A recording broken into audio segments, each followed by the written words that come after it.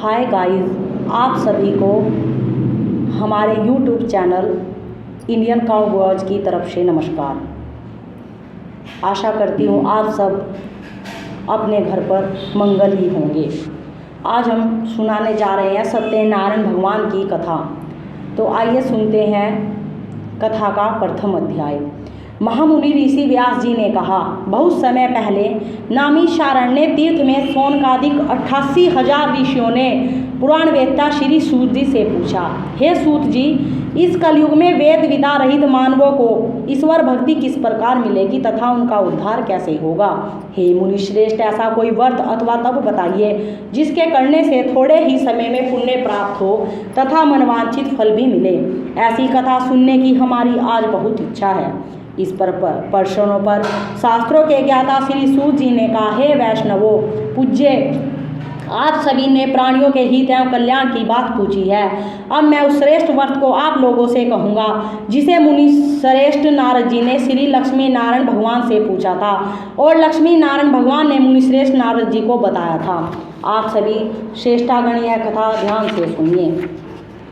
मुनिनाथ सुनो यह सत्य कथा, सब कालई होए महासुखदाई, भवताप हरे और मनोरथ पूर्ण करे, सुख संपत्ति की अधिकाई, अति संकट में दुख दूर करे, सब ठोर कुठोर में होत सहाई, भगवान महात्म है इसमें अपना कली में फल और जनाई। मुनि श्रेष्ठ नारद दूसरों के कल्याण हेतु सभी लोकों में घूमते हुए एक समय मृत्यु लोक में आ पहुँचे। यहाँ बहुत सी योनियों में जन्मे प्राय सभी मनुष्य को अपने कर्मानुसार अनेकों कष्टों से पीड़ित देखकर उन्होंने सोचा कि किस यत्न के करने से निश्चय ही प्राणियों के कष्टों का निवारण हो सकेगा। मन में ऐसा विचार कर श्री नारद विष्णु लोक गए। वहाँ श्वेत वर्ण और 4 भुजा वाले देवों के इस नारायण, जिनके हाथों में चक्र, शंख, गदा और पद्म थे तथा वरमाला पहने हुए थे, उन्हें देखकर स्तुति करने लगे।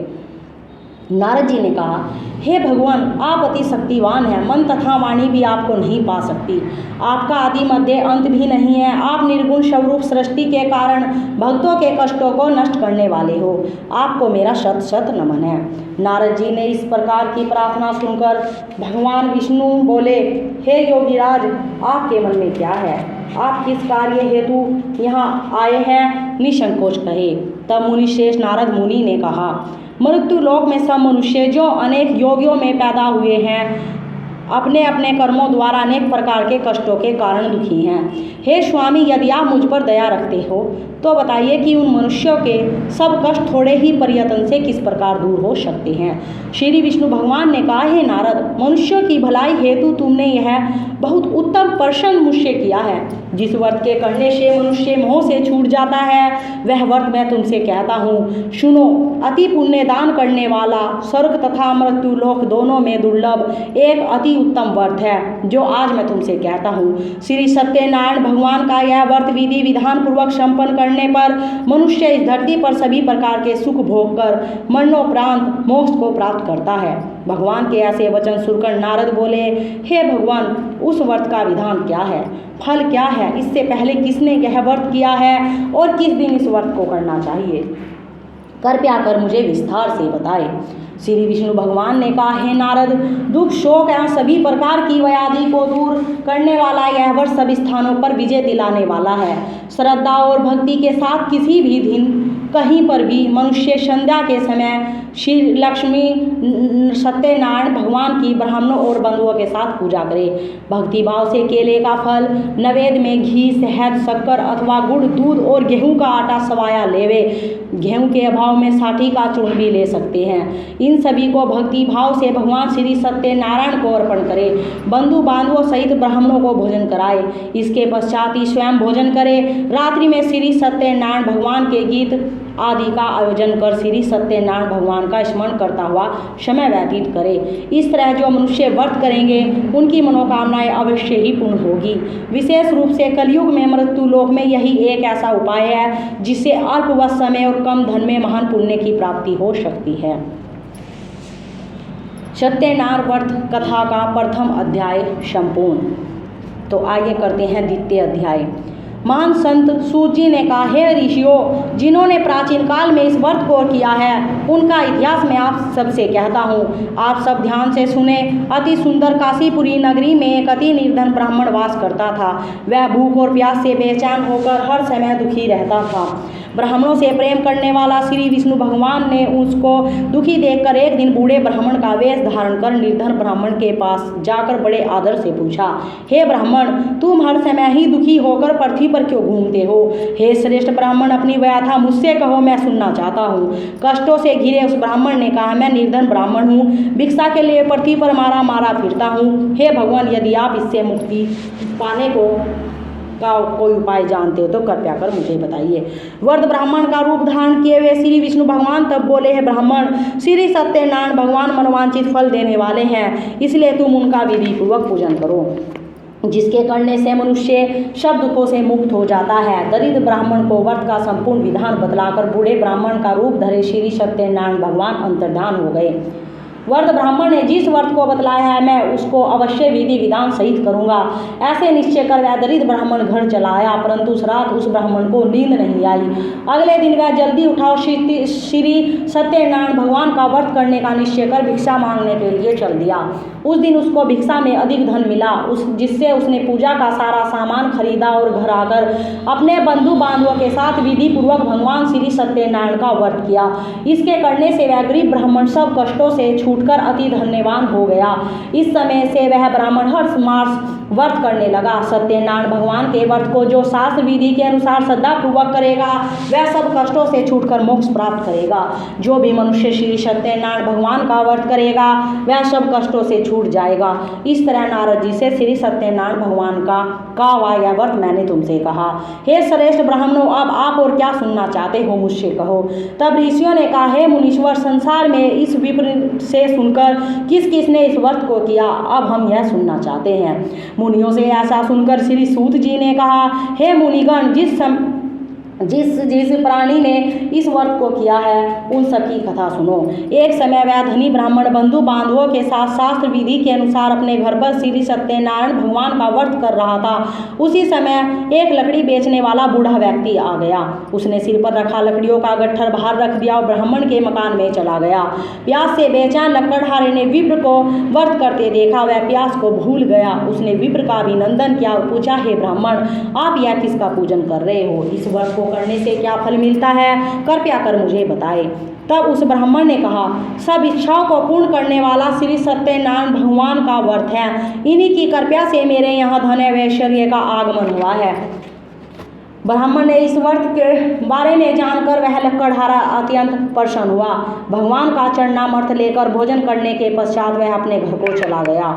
और फिर अगले दिन लकड़हारे ने अपने मन में संकल्प किया कि आज गांव में लकड़ी बेचने से जो धन मिलेगा उसी से भगवान सत्यनारायण का श्रेष्ठ व्रत करूंगा।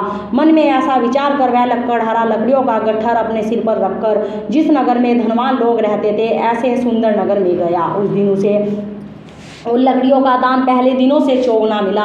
तब वह बूढ़ा लकड़हारा बहुत प्रसन्न होकर पके केले, शहद, शक्कर, घी, दही, दूध और गेहूं का चूर्ण इत्यादि श्री सत्यनारायण भगवान के व्रत की सभी सामग्री लेकर अपने घर आया। फिर उसने अपने बंधु बांधवों को बुलाकर विधि विधान के अनुसार भगवान का पूजन एवं व्रत किया। उस व्रत के प्रभाव से वह बूढ़ा लकड़हारा धन धान्य से युक्त हुआ और संसार के समस्त सुख भोग कर वैकुंठ को चला गया। सत्यनारायण व्रत कथा का द्वितीय अध्याय संपूर्ण। आगे करते हैं तीसरा अध्याय। श्री सूत जी बोले, हे मुनि श्रेष्ठ, अब मैं आगे की कथा कहता हूँ। प्राचीन काल में उल्कामुख नाम का एक महान ज्ञानी राजा था। वह जितेंद्रिय और सत्य वक्ता था। प्रतिदिन मंदिरों में जाता तथा गरीबों को धन देकर उनके दुखों को दूर करता था। उसकी पत्नी कमल के समान सुंदर मुख वाली और सती साध्वी थी। एक दिन भद्रशिला नदी के तट पर वे दोनों विधि विधान सहित श्री सत्यनारायण भगवान का व्रत कर रहे थे। उस समय वहां साधु नामक एक वैश्य आया। उसके पास व्यापार के लिए बहुत सा धन था। वह वैश्य नाव को नदी किनारे पर ठहरा कर राजा के पास आया। राजा को व्रत करते हुए देखकर उसने विनम्रता पूर्वक पूछा, हे राजन, आप यह क्या कर रहे हो? मेरी सुनने की इच्छा है, कृपया आप यह मुझे भी समझाएं। महाराज उल्कामुख ने कहा, हे वैश्य, मैं अपने बंधु बांधवों के साथ पुत्र की प्राप्ति के लिए श्री सत्यनारायण भगवान का व्रत एवं पूजन कर रहा हूँ। राजा के वचन सुनकर साधु नामक वैश्य ने आदर से कहा, हे राजन,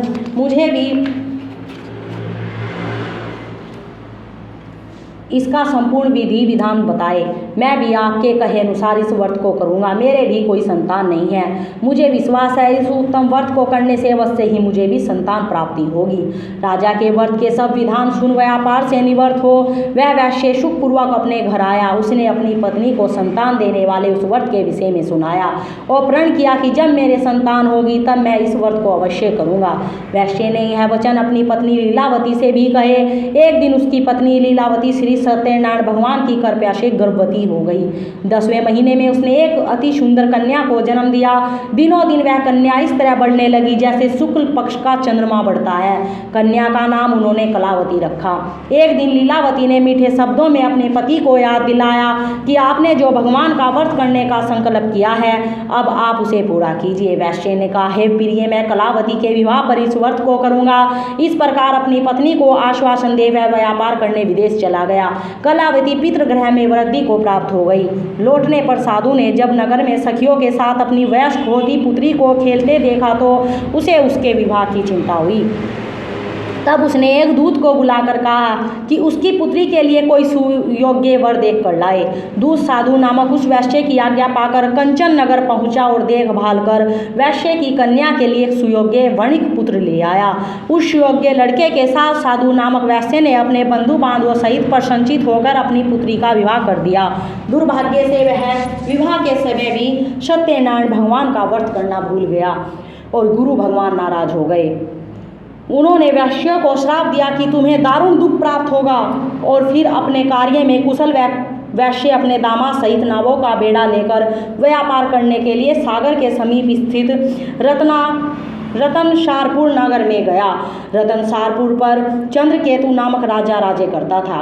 दोनों ससुर जमाई चंद्रकेतु राजा के उस नगर में व्यापार करने लगे। एक दिन भगवान सत्यनारायण की माया से प्रेरित एक चोर राजा चंद्रकेतु का धन चुराकर भाग रहा था। राजा के दूतों को अपने पीछे तेजी से आते देखकर चोर ने घबराकर राजा के धन को उस वैश्य की नाव में चुपचाप रख दिया जहां वे ससुर जमाई ठहरे हुए थे और भाग गया। जब राजदूतों ने उस वैश्य के पास राजा का धन को रखा देखा तो उन्होंने उन ससुर दामाद को ही चोर समझा।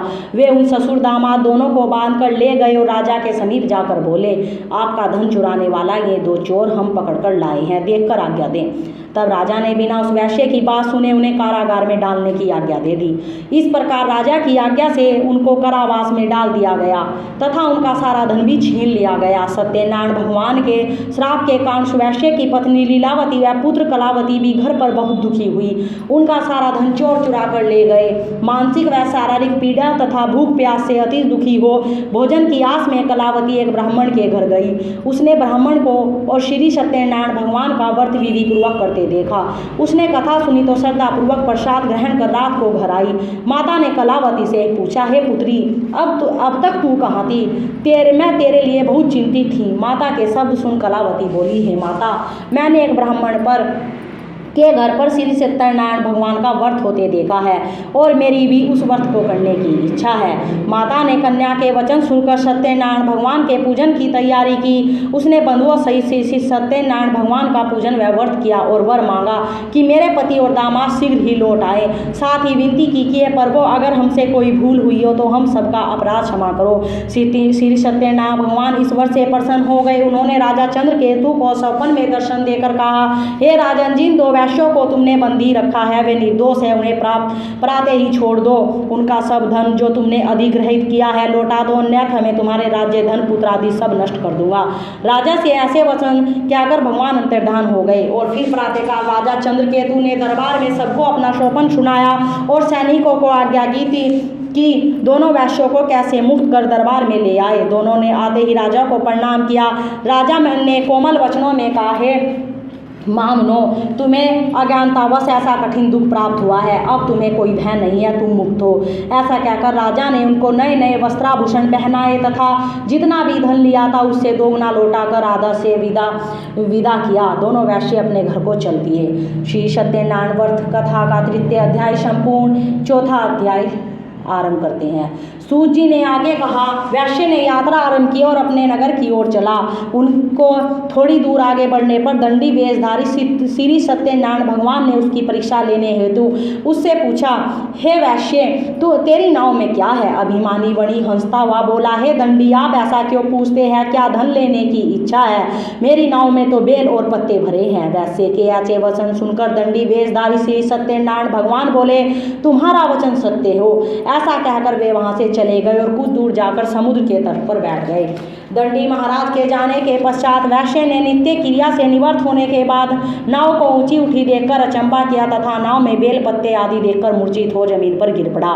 मूर्छा खुलने पर अति शोक करने लगा। तब उसके दामाद ने कहा, आप शोक न करें, यह दंडी महाराज का श्राप है, अतः हमें उनकी शरण में ही चलना चाहिए, वही हमारे दुखों का अंत करेंगे। दामाद के वचन सुनकर वह वैश्य दंडी भगवान के पास पहुंचा और अत्यंत भक्तिभाव से पश्चाताप करते हुए बोला, मैंने जो आपसे असत्य वचन कहे थे उनके लिए मुझे क्षमा करे। ऐसा कहकर वह शोकातुर हो रोने लगा। तब दंडी भगवान बोले, हे क्षमा वणिक पुत्र, मेरी आज्ञा से ही बार बार तुझे कष्ट प्राप्त हुआ है, तू मेरी पूजा से विमुख हुआ है। तब उस वैश्य ने कहा, भगवान, आपकी माया को ब्रह्मा आदि देवता भी नहीं जान सकते, तब मैं तो भला मूर्ख कैसे जान सकता हूँ? आप प्रसन्न होइए, मैं अपनी क्षमता अनुसार आपकी पूजा करूँगा। मेरी रक्षा कीजिए और मेरी नौका को पहले के समान धन से परिपूर्ण कर दीजिए। उसके भक्ति से परिपूर्ण वचन सुनकर श्री सत्यनारायण भगवान प्रसन्न होकर उसकी इच्छा अनुसार वर देकर अंतर्धान हो गए। तब ससुर व दामाद दोनों ने नाव पर आकर देखा कि नाव धन से परिपूर्ण है। फिर वह विधि विधान से भगवान सत्यनारायण का पूजन कर साथियों सहित अपने नगर को चला। जब वह अपने नगर के निकट पहुंचा तब उसने एक दूत को अपने घर भेजा। दूत ने साधु नामक वैश्य के घर जाकर उसकी पत्नी को नमस्कार किया और कहा, आपके पति अपने जमाता सहित इस नगर के समीप आ गए हैं। लीलावती और उसकी कन्या कलावती उस समय भगवान का पूजन कर रही थी। दूत का वचन सुनकर साधु की पत्नी ने बड़े हर्ष के साथ सत्यनारायण भगवान का पूजन पूर्ण किया और अपनी पुत्री से कहा, मैं अपने पति के दर्शन को जाती हूँ, तू पूजन पूर्ण कर शीघ्र आ जाना। परंतु कलावती पूजन एवं प्रसाद छोड़कर अपने पति के दर्शन के लिए चली गई। पूजन एवं प्रसाद की अवज्ञा के कारण भगवान सत्यनारायण ने रुष्ट हो उसके पति को नाव सहित पानी में डुबो दिया। कलावती अपने पति को न पाकर रोती हुई जमीन पर गिर पड़ी। लोगों का डूबा हुआ तथा कन्या को रोती हुई देख साधु नामक वैश्य गर्वित हो बोला, हे प्रभु, मुझसे या मेरे परिवार से अज्ञानतावश जो अपराध हुआ से क्षमा करो। उसके ऐसे वचन सुनकर सत्यदेव भगवान प्रसन्न हो गए। आकाशवाणी हुई, हे वैश्य, तेरी पुत्री मेरा प्रसाद छोड़कर आई है, इसलिए इसका पति अदृश्य हुआ है। यदि वह घर जाकर प्रसाद ग्रहण कर लौटे तो इसका पति से अवश्य ही मिलेगा। आकाशवाणी सुनकर कलावती ने घर पहुंचकर प्रसाद ग्रहण किया और फिर आकर अपने पति को पूर्ण रूप में पाकर वह अति प्रसन्न हुई तथा उसने अपने पति के दर्शन किए। तत्पश्चात साधु वैश्य ने वही बंधु बांधवों सहित सत्यदेव का विधि पूर्वक पूजन किया। वह इस लोक के सभी प्रकार के सुख भोग कर अंत में मोक्ष को प्राप्त हुआ। श्री सत्यनारायण व्रत कथा का चतुर्थ अध्याय संपूर्ण। 5वां अध्याय आरंभ। श्री सूत जी बोले, हे ऋषिगण, मैं एक और कथा कहता हूँ, आप सभी ध्यान से सुनो। सदा प्रजा के लिए चिंतित तुंगवंज नाम का एक राजा था। उसने भगवान सत्यनारायण का प्रसाद त्याग कर बहुत कष्ट पाया। एक समय राजा वन में वन पशुओं को मारकर बड़ के वृक्ष के नीचे आया। वहाँ उसने ग्वालों को भक्ति भाव से बंधु बांधवों सहित श्री सत्यनारायण जी का पूजन करते देखा, परंतु राजा देखकर भी अभिमान के कारण न तो वहां गया और न ही सत्यदेव भगवान का नमस्कार किया। जब ग्वालों ने भगवान का प्रसाद उसके सामने रखा तो वह प्रसाद छोड़कर अपने नगर को चला आया। नगर में पहुंचकर उसने देखा कि उसका सारा राज्य नष्ट हो गया। वह समझा गया कि वह सब भगवान सत्यदेव ने रुष्ट होकर किया है। तब वह वन में वापस आया और ग्वालों के समीप जाकर विधि पूर्वक पूजन का प्रसाद किया ग्रहण किया तथा सत्यनारायण की कृपा से सब कुछ पहले जैसा ही हो गया और लंबे समय तक सुख भोग कर मरणोपरांत वह मोक्ष को प्राप्त हुआ। जो मानव श्रेष्ठ दुर्लभ व्रत को करेगा, श्री सत्यनारायण भगवान की कृपा से उसे धन धान्य की कोई कमी नहीं होगी। निर्धन धनी और बंदी बांधवों से मुक्त होकर निर्भय हो जाता है। संतानहीन को संतान प्राप्त होती है तथा सब इच्छाएं पूर्ण कर अंत में वह वैकुंठ धाम हो जाता है। अब उनके बारे में भी जानिए जिन्होंने पहले इस व्रत को किया। अब उनके दूसरे जन्म की कथा भी सुनिए। छंतानंद नामक वृद्ध ब्राह्मण ने सुदामा के रूप में जन्म लेकर श्री कृष्ण की भक्ति एवं सेवा कर वैकुंठ प्राप्त किया। उल्का मुख नामक महाराज राजा दशरथ बने और श्री रंगनाथ का पूजन कर मोक्ष को प्राप्त हुए। साधु नामक वैश्य ने धर्मात्मा व सत्य प्रतीक राजा मोरध्वज बनकर अपने पुत्र को और आरे से चीरकर वैकुंठ धाम को प्राप्त किया। महाराज तुंगध्वज स्वयंभू मनु बने। उन्होंने बहुत से लोगों को भगवान की भक्ति से लीन कराकर वैकुंठ धाम को प्राप्त किया। लक्कड़हारा अगले जन्म में गुहू नामक निषाद राजा बना, जिसने राम के चरणों की सेवा कर अपनी जन्मों को संवार लिया। सत्यनारायण व्रत कथा का पंचम अध्याय समाप्त। तो इसी के साथ गाइस हमारी सत्यनारायण भगवान की कथा समाप्त होती है। जय श्री सत्यनारायण भगवान की जय।